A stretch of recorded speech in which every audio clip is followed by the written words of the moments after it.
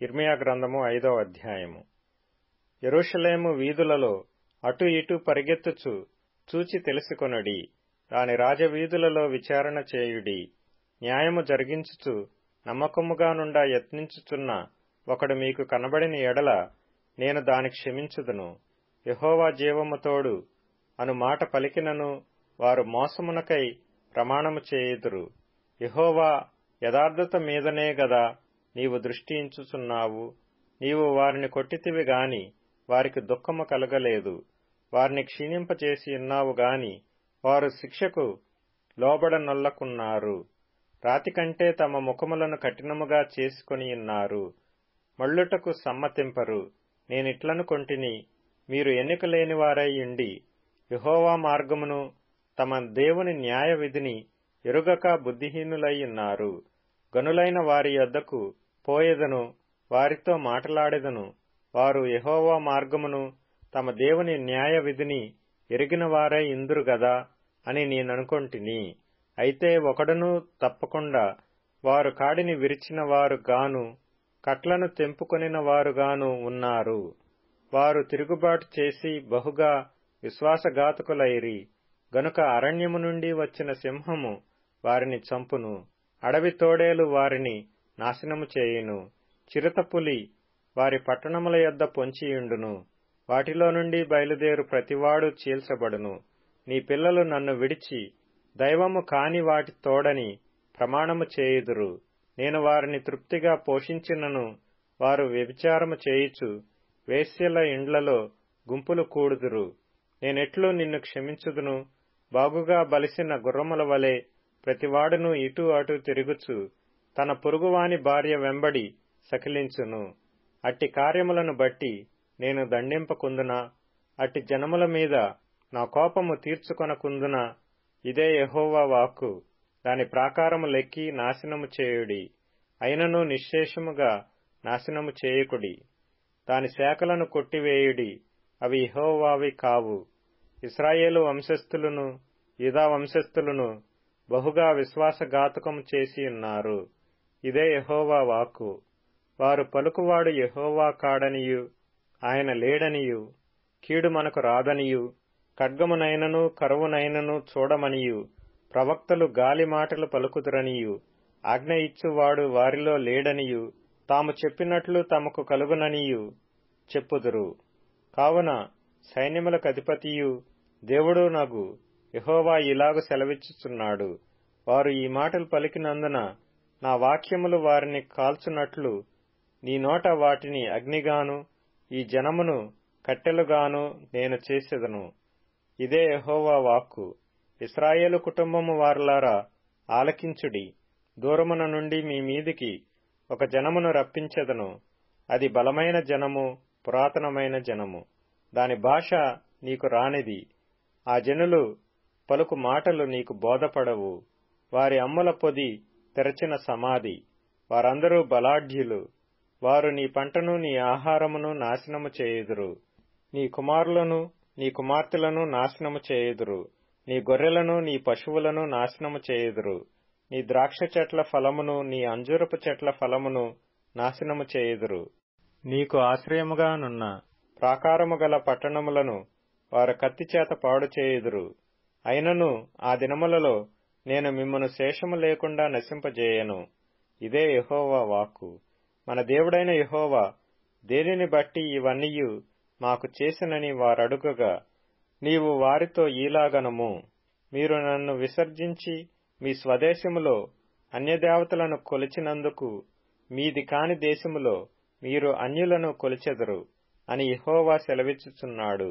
యాకోబు వంశస్థులకు ఈ మాట తెలియజేయుడి. యూదా వంశస్థులకు ఈ సమాచారము చాటించుడి. కన్నులుండియు చూడకయు చెవులుండియు వినకయు నున్న వివేకము లేని మూఢులారా ఈ మాట వినుడి.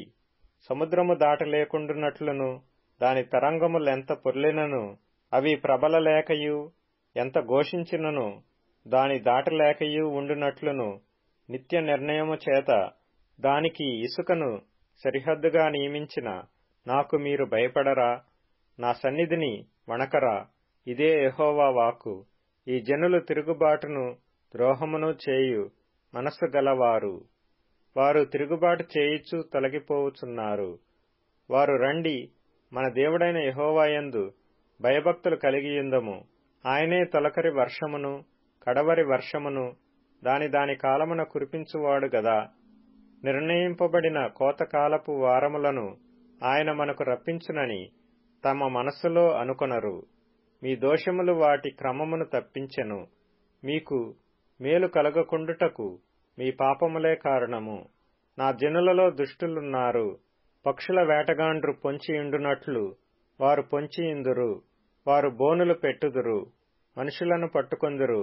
పంజరము పిట్టలతో నిండియుండునట్లు వారి ఇండ్లు కపటముతో నిండియున్నవి. దానిచేతనే వారు గొప్పవారును ఐశ్వర్యవంతులను అగుదురు. వారు క్రొవ్వి బలిసియున్నారు.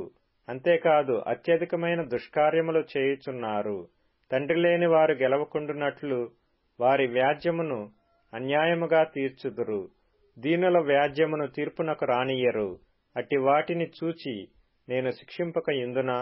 అట్టి జనులకు నేను ప్రతిదండన చేయకుందునా? ఇదే యెహోవా వాక్కు. ఘోరమైన భయంకర కార్యము దేశములో జరుగుచున్నది. ప్రవక్తలు అబద్ధ ప్రవచనములు పలికెదరు. యాజకులు వారి పక్షమున ఏలుబడి చేసెదరు. అలాగు జరుగుట నా ప్రజలకు ఇష్టము. దాని ఫలము నొందునప్పుడు మీరేమి చేయుదురు? ఇర్మియా గ్రంథము 6వ అధ్యాయము. బెన్యామీనీయులారా, యెరూషలేములో నుండి పారిపోవుడి. తెకోవలో బూరధ్వని చేయుడి. బేత్ హక్కెరెము మీద ఆనవాలుకై ధ్వజము నిలువబెట్టుడి. కీడు ఉత్తర దిక్కు నుండి వచ్చుచున్నది. గొప్ప దండు వచ్చుచున్నది. సుందరియు సుకుమారియునైన సియోను కుమార్తెను పెళ్లగించుచున్నాను. గొర్రెల కాపరులు తమ మందలతో ఆమె యొద్దకు వచ్చెదరు. ఆమె చుట్టూ తమ గుడారములను వేయుదురు. ప్రతివాడును తనకిష్టమైన చోట మందను మేపును. ఆమెతో యుద్ధమునకు సిద్ధపరచుకొనుడి. లెండి, మధ్యాహ్నమందు బయలుదేరుదము. అయ్యో మనకు శ్రమ! ప్రొద్దుగ్రుంకుచున్నది. సాయంకాలపు ఛాయలు పొడుగవుచున్నవి. లెండి, ఆమె నగరులను నశింపజేయుటకు రాత్రి బయలుదేరుదము. సైన్యములకధిపతియగు యెహోవా ఇలాగు సెలవిచ్చుచున్నాడు. చెట్లను నరికి యెరూషలేమునకు ఎదురుగా ముట్టడి దిబ్బ కట్టుడి. ఈ పట్టణము కేవలము అన్యాయమును అనుసరించి నడుచున్నది గనుక శిక్ష నొందవలసి వచ్చెను. ఊట తన జలమును పైకి ఉబుక చేయునట్లు అది తన చెడుతనమును పైకి ఉబుక చేయుచున్నది. బలాత్కారమును దోపుడును దానిలో జరుగుట వినబడుచున్నది. గాయములను దెబ్బలను నిత్యము నాకు కనబడుచున్నవి. యెరూషలేమా, నేను నీ యొద్ద నుండి తొలగింపబడకుండునట్లును నేను నిన్ను పాడైన నిర్మానుష్య ప్రదేశముగా చేయకుండునట్లును శిక్షకు లోబడుము. సైన్యములకధిపతియగు యెహోవా ఇలాగు సెలవిచ్చుచున్నాడు. ద్రాక్ష చెట్టు ఫలమును ఏరుకొనున్నట్లు మనుష్యులు ఏమియూ మిగులకుండా ఇశ్రాయేలు శేషమును ఏరుదురు. ద్రాక్ష పండ్లను ఏరువాడు చిన్న తీగలను ఏరుటకై తన చెయ్యి మరలా వేయునట్లు నీ చెయ్యి వేయుము. విందురని నేనెవరితో మాట్లాడెదను? ఎవరికి సాక్ష్యమిచ్చెదను? వారు వినుటకు తమ మనస్సు సిద్ధపరచుకొనరు గనుక వినలేకపోయిరి. ఇదిగో, వారు యెహోవా వాక్యమందు సంతోషము లేనివారై దాని తృణీకరింతురు. కావున నేను యెహోవా క్రోధముతో నిండియున్నాను. దానిని అణచుకొని నేను విసికియున్నాను. ఒకడు తప్పకుండా వీధిలోనున్న పసిపిల్లల మీదను యవ్వనుల గుంపు మీదను దాని కుమ్మరింపవలసి వచ్చెను. భార్యాభర్తలను, వయసు మీరిన వారును, వృద్ధులను పట్టుకొనబడెదరు. ఏమీయూ మిగులకుండా వారి ఇండ్లను, వారి పొలములను, వారి భార్యలను ఇతరులకు అప్పగింపబడుదురు. ఈ దేశ నివాసుల మీద నేను నా చెయ్యి చాపుచున్నాను. ఇదే యెహోవా వాక్కు. అల్పులేమి గనులేమి వారందరూ మోసము చేసి దోచుకొనువారు. ప్రవక్తలేమి యాజకులేమి అందరూ వంచకులు. సమాధానము లేని సమయమున సమాధానము సమాధానమని చెప్పుచు నా ప్రజలకున్న గాయమును పైపైన మాత్రమే బాగుచేయుదురు. వారు తాము హేయక్రియలు చేయుచున్నందున సిగ్గుపడవలసి వచ్చును గాని వారు ఏమాత్రమునూ సిగ్గుపడరు. అవమానము నొందితిమని వారికి తోచనే లేదు గనుక పడిపోవు వారితో వారు పడిపోవుదురు. నేను వారిని విమర్శించు కాలమున వారు తొట్టిల్లుదురని యెహోవా సెలవిచ్చుచున్నాడు.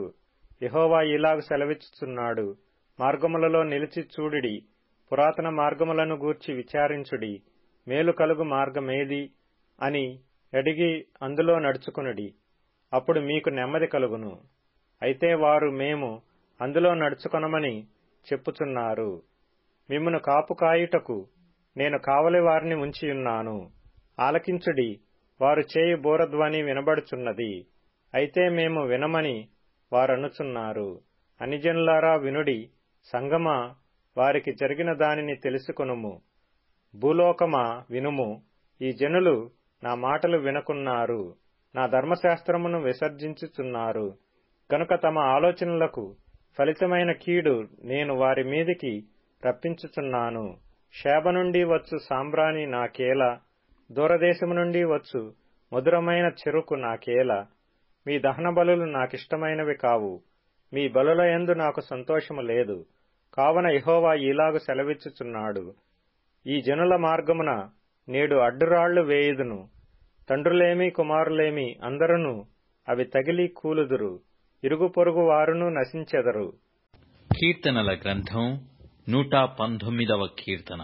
గర్విష్ఠులను నీవు గద్దించుచున్నావు, నీ ఆజ్ఞలను విడిచి తిరుగువారు శాపగ్రస్తులు. నేను నీ శాసనముల ననుసరించుచున్నాను, నా మీదికి రాకుండా నిందను తిరస్కారమును తొలగింపుము. అధికారులు నాకు విరోధముగా సభ తీర్చి మాటలాడుకొందురు. నీ సేవకుడు నీ కట్టడలను ధ్యానించుచుండును.